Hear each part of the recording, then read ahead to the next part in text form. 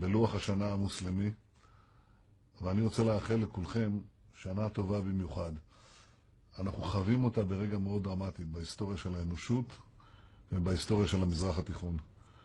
אנחנו חווים את האביב הערבי וכולנו רוצים שהוא יפרח ויצליח. אני יודע שזה נכון לגבי אזרחי ישראל הישראלים שיודעים את טעמה וטבעה של הדמוקרטיה ויכולים לשמש מגדלור לאחיהם במרחב הגדול הזה. אנחנו רוצים בהצלחת החברות הערביות, אנחנו רוצים בהצלחת הדמוקרטיות הערביות. אני יודע שאם תהיה דמוקרטיה אמיתית, תהיה גם שלום אמיתי. אבל אנחנו לא מחכים לזה. אני הייתי מבקש בהזדמנות הזאת גם לקרוא לשכני הנשיא עבאס. שב איתנו לשלום, שב איתנו למשא ומתן, עכשיו, ללא תנאים, כאן ועכשיו. שני העמים שלנו מחכים, מייחלים, שאנחנו נעשה את המעשה הזה. אני יודע עד כמה זה קשה. אני יודע שיש הרבה מגבלות, אני יודע שיש הרבה ספקות.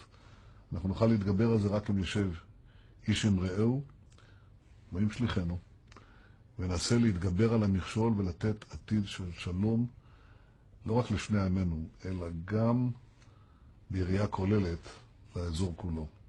אני רוצה אזור של דמוקרטיה, ואני רוצה אזור של שלום. ואני רוצה לברך אתכם בשלום.